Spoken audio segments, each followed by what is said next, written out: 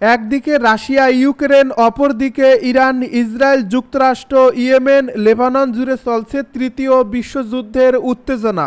আর এরই মধ্যে আমাদের হাতে এসেছে গুরুত্বপূর্ণ আপডেট, আন্তর্জাতিক সংবাদ। শুরুতেই থাকছে যে কোনো সময় শুরু হতে পারে মহাযুদ্ধ, প্রস্তুত পুরো মুসলিম বিশ্ব। এবারে জানিয়ে দিব, ইরানে হামলা চালালে বসে থাকবে না রাশিয়া, পাল্টা হামলার হুঁশিয়ারি পুতিনের। আরও জানাবো, ইসরায়েলে হামলা চালাতে প্রস্তুত তুরস্ক। এবারে থাকছে, তুরস্কের সঙ্গে সমস্যা থাকলে ঠিক করে দেব, নেতানিয়াহুকে বলছে ট্রাম্প। সর্বশেষ জানাবো, দখলদার ইসরায়েলি বাহিনীর হামলায় গাজায় 211 সাংবাদিক নিহত। শুনছিলেন হাতে পাওয়া গুরুত্বপূর্ণ আপডেট, আন্তর্জাতিক সংবাদের শিরোনাম। এবারে বিস্তারিত। তবে তার আগে অনুরোধ রইল, ভিডিওটিতে একটি লাইক দিন এবং কমেন্ট করে জানিয়ে দিন ভিডিও সম্পর্কে আপনার মূল্যবান মতামত। আরও জানিয়ে দিন ভিডিওটি কোথা থেকে দেখছেন বা কোন জেলা থেকে দেখছেন। যে কোনো সময় শুরু হতে পারে মহাযুদ্ধ, প্রস্তুত পুরো মুসলিম বিশ্ব। বর্তমান বিশ্বের রাজনৈতিক প্রেক্ষাপটে এক নতুন উত্তেজনার সৃষ্টি হয়েছে, যার ইঙ্গিত দিচ্ছে একটি সম্ভাব্য মহাযুদ্ধের। বিশেষ করে মধ্যপ্রাচ্য সহ মুসলিম বিশ্বজুড়ে যে সামরিক এবং কূটনৈতিক অস্থিরতা তৈরি হয়েছে, তা ভবিষ্যতের একটি বড় সংঘাতের পূর্বাভাস।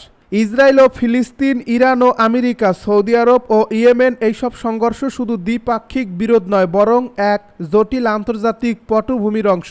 সম্প্রতি গাজার যুদ্ধ, লেবাননের হিজবুল্লাহর সরব অবস্থান, ইয়েমেনের হুতি বিদ্রোহীদের ড্রোন হামলা এবং ইরানের সামরিক মহড়া সবই মিলিয়ে একটি বড় যুদ্ধের ইঙ্গিত বহন করে। শুধু তাই নয়, মুসলিম বিশ্বের বড় বড় শক্তিগুলো যেমন তুরস্ক, ইরান, পাকিস্তান, তারা নিজেদের সামরিক প্রস্তুতি জোরদার করছে। মুসলিম তরুণদের মধ্যেও এখন এক ধরনের চেতনা ও প্রস্তুতির ঢেউ লক্ষ্য করা যাচ্ছে, যারা মনে করছেন ইসলামী দুনিয়ার সম্মান ও নিরাপত্তার জন্য সামনে বড় কিছু ঘটতে চলেছে।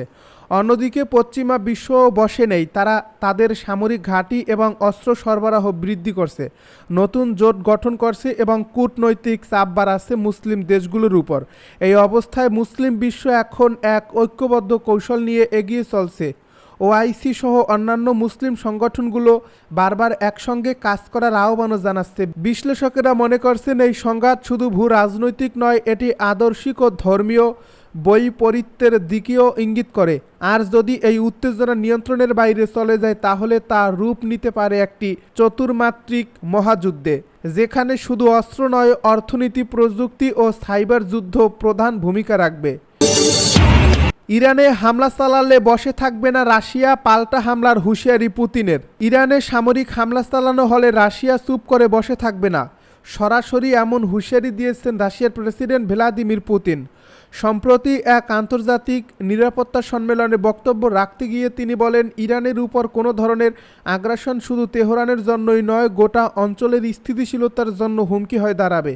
আর এমন পরিস্থিতিতে রাশিয়া কঠোর জবাব দিতে প্রস্তুত। পুতিনের এই হুঁশিয়ারি এমন এক সময় এলো যখন মধ্যপ্রাচ্যে উত্তেজনা চরমে।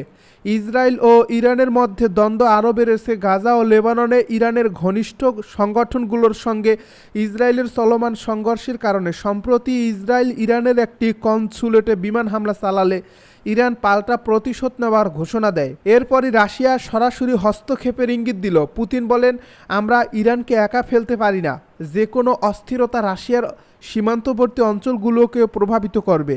রাশিয়া শান্তি চায়, কিন্তু তার দুর্বলতা নয়। আমরা আমাদের মিত্রদের রক্ষা করতে রাজি। বিশ্লেষকেরা বলছেন, পুতিনের বক্তব্য শুধু কূটনৈতিক বার্তা নয়, এটি রাশিয়ার ভবিষ্যৎ ভূ রাজনৈতিক অবস্থানেও স্পষ্ট করছে। ইসরায়েলে হামলা চালাতে প্রস্তুত তুরস্ক। মধ্যপ্রাচ্যে ক্রমবর্ধমান উত্তেজনার মাঝে ইসরায়েলের বিরুদ্ধে সরাসরি সামরিক অবস্থান নিতে যাচ্ছে তুরস্ক, এমনটাই ইঙ্গিত মিলেছে আঙ্কারার সর্বশেষ পদক্ষেপ থেকে।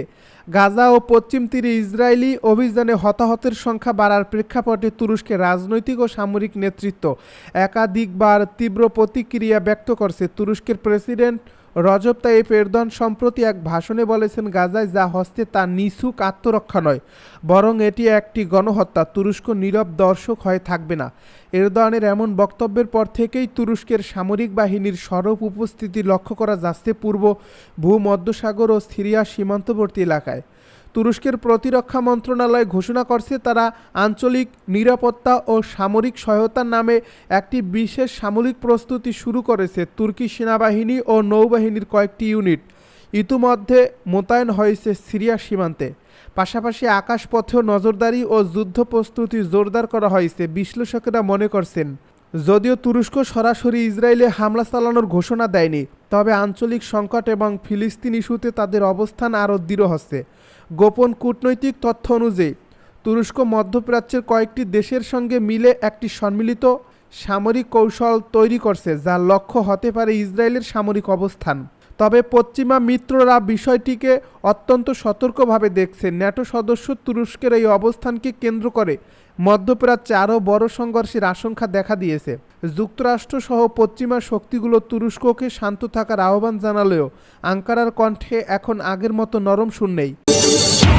তুরস্কের সঙ্গে সমস্যা থাকলে ঠিক করে দেব, নেতানিয়াহুকে ট্রাম্পের মন্তব্য। তুরস্কের সঙ্গে ইসরায়েলের কোনো সমস্যা থাকলে ঠিক করে দেবেন বলে মন্তব্য করেছেন মার্কিন প্রেসিডেন্ট ডোনাল্ড ট্রাম্প। ইসরায়েলি প্রধানমন্ত্রী বেনিয়ামিন নেতানিয়াহুকে এ আশ্বাস দিয়েছেন তিনি। খবর আনাদুলো এজেন্সির। সোমবার ট্রাম্প ওভাল অফিসে নেতানিয়াহুকে আতিথ্য দেওয়ার সময় সাংবাদিকদের সামনে ট্রাম্প এসব কথা বলেন। তবে শর্ত দেন তুরস্কের সাথে ইসরায়েলের কোনো বিরোধের ক্ষেত্রে নেতানিয়াহুকে যুক্তিসঙ্গত হতে হবে। এ সময় রিসেপ তাইয়েপ এরদোয়ানের প্রশংসা করেন মার্কিন প্রেসিডেন্ট।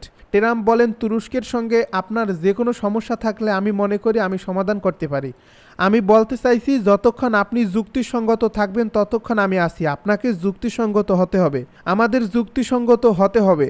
নেতানিয়াহুর উদ্দেশ্যে একটি ডাকনাম ব্যবহার করে তিনি বলেন, যদি তুরস্কের সাথে আপনার কোনো সমস্যা থাকে আমি সত্যিই মনে করি আপনি তা সমাধান করতে পারবেন। আপনি জানেন তুরস্ক এবং তাদের নেতার সঙ্গে আমার খুব ভালো সম্পর্ক রয়েছে। আমি মনে করি আমরা এটি সমাধান করতে সক্ষম হব। তাই আমি আশা করি কোনো সমস্যা হবে না। আমার মনে হয় কোনো সমস্যাই হবে না এটা নিয়ে। ট্রাম্প আরও বলেন, এরদোয়ানের সাথে তার দুর্দান্ত সম্পর্ক রয়েছে। এরদোয়ানকে একজন কঠোর লোক এবং খুবই বুদ্ধিমান বলে উল্লেখ করেন ট্রাম্প। মার্কিন প্রেসিডেন্ট এও জানান, এরদোয়ান এমন কিছু করছেন যা কেউ করতে পারেনি। তিনি বিশ্বাস করেন তুরস্কই গত ডিসেম্বরে সিরিয়ার সাবেক দীর্ঘকালীন শাসক বাশার আল আসাদের পতনের পরিকল্পনা করেছিল। ডোনাল্ড ট্রাম্প বলেন, আমি বলেছিলাম অভিনন্দন, আপনি এমন কাজ করেছেন যা 2000 বছরে কেউ করতে পারেনি। আপনি ভিন্ন নামে সিরিয়া দখল করেছেন, কিন্তু একই জিনিস। এরদোয়ান সারোগেটের মাধ্যমে এটি দখল করেছেন। ইসরায়েলি হামলায় গাজায় 211 সাংবাদিক নিহত। ফিলিস্তিনের গাজায় ইসরায়েলি হামলায় এ পর্যন্ত 211 জন সাংবাদিক নিহত হয়েছে বলে জানিয়েছে গাজার সরকারি মিডিয়া অফিস। মঙ্গলবার আল জাজিরার প্রতিবেদনের বরাত দিয়ে সংবাদ মাধ্যম ডনে এ তথ্য জানিয়েছে। আল জাজিরার প্রতিবেদনে বলা হয়েছে, একটি গণমাধ্যম তাঁবুতে সোমবার ভোরে ইসরায়েলের ভয়াবহ হামলার পর ফিলিস্তিনি সাংবাদিকদের প্রতি বিশ্বব্যাপী সমর্থনের আহ্বান জানিয়ে বিবৃতি জারি করেছে গাজার সরকারি মিডিয়া অফিস। মিডিয়া অফিসের অনুযায়ী ওই হামলায় গুরুতর দগ্ধ হয়ে মারা যাওয়া আহমেদ মনসুর গাজায় ইসরায়েলের নিহত 211তম গণমাধ্যম কর্মী। এতে বলা হয়, আমরা আন্তর্জাতিক সাংবাদিক ফেডারেশন, আরব সাংবাদিক ফেডারেশন এবং বিশ্বের সব দেশের সব সাংবাদিক সংগঠনের প্রতি গাজা উপত্যকায় ফিলিস্তিনি সাংবাদিক এবং গণমাধ্যম কর্মীদের বিরুদ্ধে এই পদ্ধতিগত অপরাধের নিন্দা জানাতে আহ্বান জানাচ্ছি। কৃষ্ণ সাগরে বিশাল রুশ যুদ্ধজাহাজ, স্যাটেলাইট ছবি দেখেই কাঁপছে ইউরোপ। রাশিয়ার তৈরি সবচেয়ে বড় যুদ্ধজাহাজ হলো মস্কোভা, যা ইউক্রেনের মিসাইলের আঘাতে ধ্বংস হয়ে যায়। যদিও রাশিয়া এটি স্বীকার করেনি কখনোই, তবে এবার সবাইকে চমকে দিয়ে মস্কোভার চেয়েও বড় ধরনের যুদ্ধজাহাজ নিয়ে ইউক্রেনের সাথে যুদ্ধে নামছে মাস্টারমাইন্ড পুতিন। স্যাটেলাইটের ছবিতে সেই জাহাজের দানবাকৃতি দেখে ইতিমধ্যে রাতের ঘুম হারাম হয়ে গেছে ইউরোপীয় দেশগুলোর। জাহাজটির নাম ইভান রোঘভ ক্লাস অ্যাসফিরিয়াস অ্যাসল্ট শিপ, যা মস্কোভার চেয়েও আধুনিক আর বড়। এটি তৈরি করা হচ্ছে রাশিয়া কর্তৃক দখলকৃত ক্রিমিয়ার কার্স এলাকায়।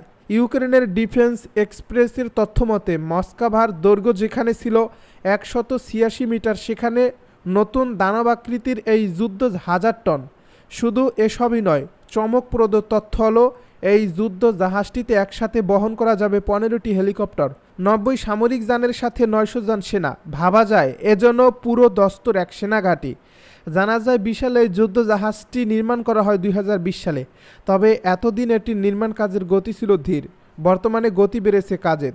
রাশিয়ার প্রেসিডেন্ট ভ্লাদিমির পুতিন এটি নির্মাণ করে যেন ইউরোপীয় দেশগুলোকে এক রকমের হুঁশিয়ারি দিয়ে রাখলেন। যদিও 2027 সালের আগে এটির নির্মাণ কাজ শেষ হওয়া নিয়ে রয়েছে শঙ্কা। এদিকে টিম হোয়াইট নামের ইউক্রেনীয় এক সাংবাদিক ইউক্রেনের প্রেসিডেন্ট ভ্লাদিমির জেলেনস্কিকে পরামর্শ দিয়েছেন জাহাজটি যে অঞ্চলে তৈরি হচ্ছে সেখানে হামলা চালাতে। তার মতে জাহাজটি যেহেতু এখনও নির্মাণাধীন, তাই এখনই কার্স অঞ্চলে হামলা চালালে এটি নির্মাণ পুরোপুরি শেষ করার আগেই ধ্বংস করে দেওয়া সম্ভব হবে।